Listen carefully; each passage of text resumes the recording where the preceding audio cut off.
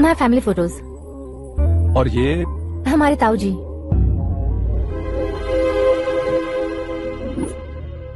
एक एक्सीडेंट में भगवान ने उनकी पूरी फैमिली को अपने पास बुला लिया, लेकिन शायद मुझे सच बता सके इसीलिए उनको जिंदा रखा था। उसने जयनारायण को चालाकी से मारा। उसी चालाकी को तुम्हें अपना हथियार बनाना होगा।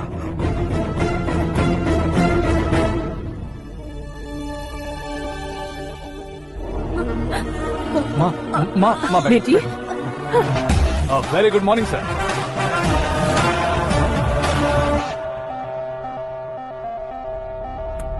मेरी जिंदगी में अंदर तक घुस चुके हो, बस चेयर पर कोने पर क्यों बैठ जाते हो तुम? इज्जत करता हूँ, ससुर जी की इज्जत, रिस्पेक्ट। रिस्पेक्ट। आपका पेपर वेट भी कुर्सी है। आपको शायद पावर में रहना बहुत पसंद है। क्या ये? आप ही ने लिख कर दिया था। आपकी बात के मुताबिक आप अपनी बेटी मुझे सौंप देंगे, मैं उसे घर ले जाऊंगा, सबसे इंट्रोड्यूस करवाऊंगा। एक मिनट मेरी जगह पर आकर सोच कर देखो यार, तुम जैसे को मैं अपनी बेटी कैसे सौंप सकता हूँ? गुस्से में लेटर लिखने से पहले सोचना चाहिए था। मैंने कहा था ना, शुक्र महादशा डांसिंग। देखो, गोवा के पास बीच समंदर में मेरे पास एक आइलैंड है। 200 एकर्स काफी होगा। मीरा को भूल जाओ। मीरा के बगैर आइलैंड किस काम का? शमशाबाद एयरपोर्ट के पीछे 300 एकड़ जमीन है। मीरा के बिना वो जमीन किस काम की? ओके, तो फिर 500 करोड़ लिक्विड दूंगा, लाइफ टाइम सेटलमेंट। तो मीरा किस काम की? ठीक सुना आपने।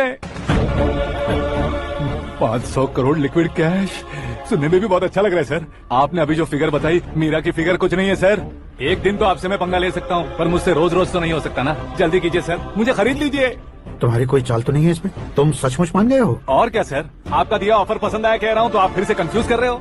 सर, हमें ये मौका नहीं छोड़ना चाहिए। वो अपना मन बदल ले, उससे पहले ये डील फाइनल कर दीजिए। कर दीजिए सर।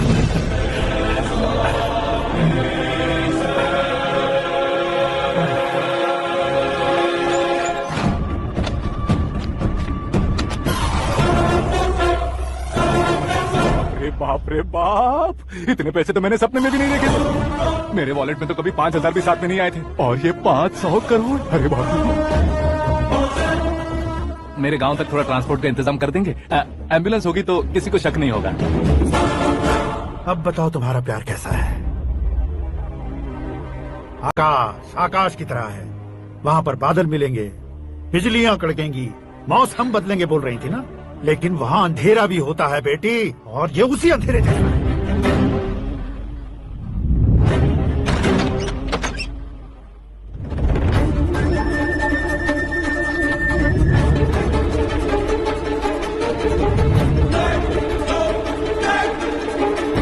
पापा कैसे मर गए जानती हो? जानती हो? हर साल की तरह इस साल भी मछली औषध प्रसाद के लिए आने वाले लोगों का कुंदनपुर स्वागत करता है। भगवान का आशीर्वाद मानकर, जिस रोग को हम डॉक्टर तक नहीं मिटा सकते, उसे जड़ से उखाड़ने वाली दवा देकर, अपनी इस कला द्वारा हस्तिनापुर तक प्रसिद्ध महापुरुष हमारे जय नारायण जी हैं। मतलब वो डॉक्टर मेरे पापा के दोस्त हैं, सिर्फ इसलिए उन पर भरोसा नहीं करते थे। आसपास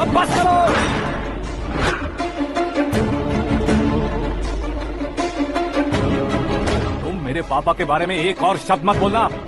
तुम जानती क्या हो मेरे पापा के बारे में?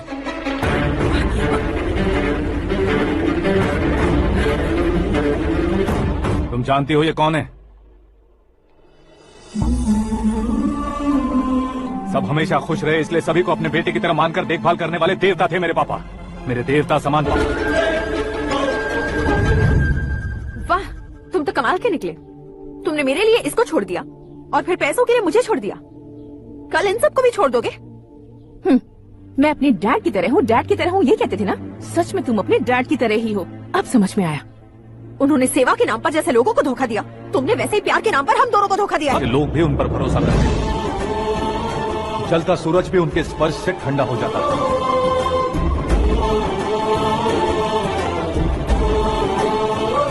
साहब नमस्कार। तुम्हारा विश्वास ही तुम्हें निरोगी बनाएगा।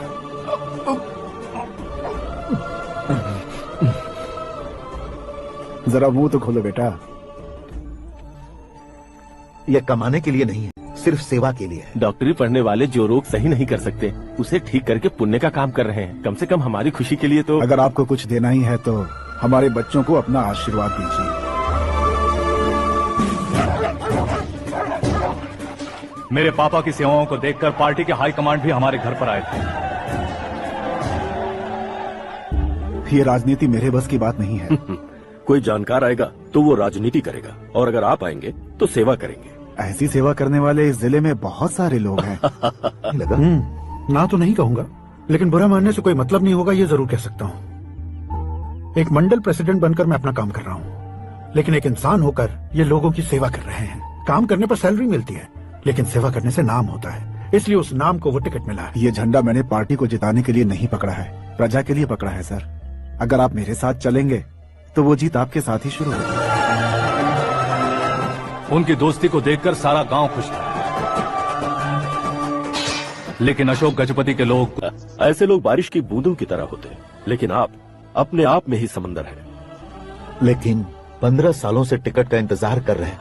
अशोक गजपति जी गलत सोचेंगे। सिर्फ कुर्सी के लिए सोचने वालों के बारे में हमारी पार्टी नहीं सोचती। लेकिन अशोक गजपति ने कुछ और सोचा। जब सब खुशियां मना रहे थे, तब उसको टिकट नहीं मिली। उस कड़वे सच को कोने में छुपाकर मीठे झूठ से हाथ मिलाने के लिए मेरे पापा के पास आया। ये क्या है जी? दुख बांटने वाले समय पर आप मिठाई बांट रहे हैं। आपकी टिकट इन्हें मिल गई, आपको बुरा नहीं? उससे मैं उनके घर पहुंचे। ये सब क्या है सर? इच्छा जताते ही सबको मिल जाए, इतना आसान नहीं है कुर्सी को पाना। ये एक सपना है। लेकिन हमने कितनी मेहनत की थी। मेहनत करने से तनख्वाह मिलती है, कुर्सी नहीं। अरे वो भी तो वो छीन कर ले गया सर। पावर को कोई खींच कर नहीं ले जा सकता। वो देखो, उस कुर्सी को देखो, उसमें ऐसे कोई बुढ़िया बैठे तो वो व्हील चेयर है। एक ऑफिस के सामने सिक्योरिटी वाला बैठे तो वॉचमैन चेयर है, और अगर एक सीएम बैठे तो वो सीएम चेयर है।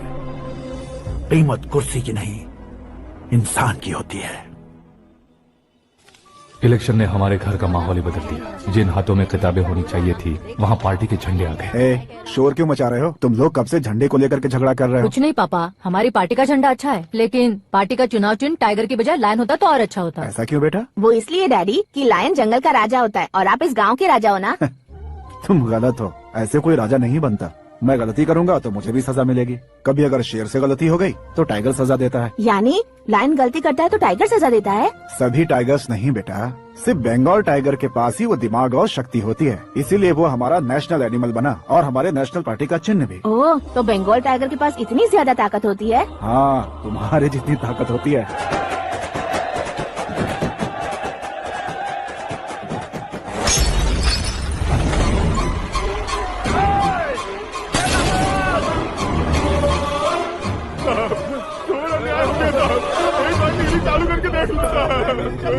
मछली औषध अचानक जहर बन चुकी है। लोगों की जान बचाने के लिए ट्रीटमेंट चल रही है।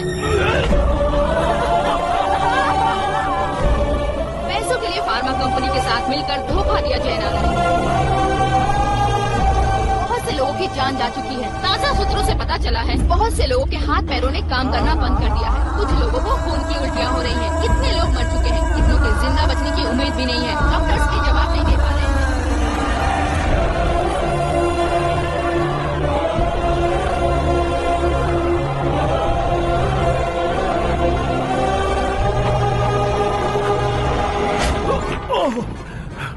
आपका यहाँ रहना ठीक नहीं है, मेरे साथ चलिए। हटो हटो, रास्ता दो। रुको रुको, अरे कोई गलत नहीं हुई है। आप लोगों को कोई गलत फहमी हुई है, ये गलत नहीं है। जय नारायण जी को चाकू मार दिया, भागो। किसी ने नहीं, मैंने मारा।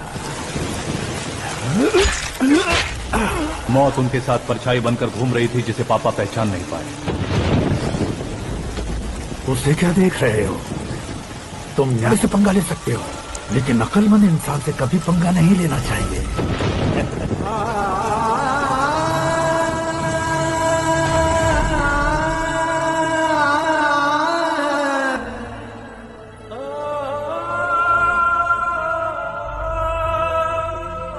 उस बेइज्जती के बाद हम अपनी नानी के गांव चले आए। उनके डॉक्टर दोस्त अब भी जिंदा है, ये बात मैं लड़की देखने गया था तब पता चली। न्याय पर भरोसा करते हो तो वो पैसों पर करता है। फार्मास्यूटिकल कंपनी ने उस डॉक्टर को खरीद लिया और उस डॉक्टर ने तुम्हें खरीदा है, यही कहानी बनाई है। तुम्हें खत्म करने से पहले तुम्हारे नाम को खत्म करना चाहता था, इसीलिए ये सब किया। जाने से पहले मेरी एक बात सुन लो, जिंदगी में पैसे वाले से पंगा ले सकते हो, ताकतवर से पंगा ले सकते हो, बड़े बैकग्राउंड वाले। My family photos. और ये हमारे ताऊ जी।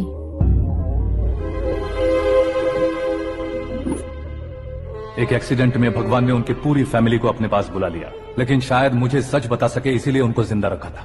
उसने जयनारायण को चालाकी से मारा। उसी चालाकी को तुम्हें अपना हथियार बनाना होगा।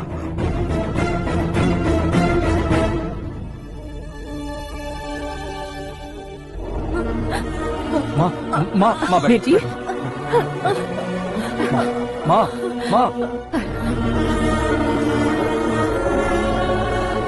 रो मत माँ।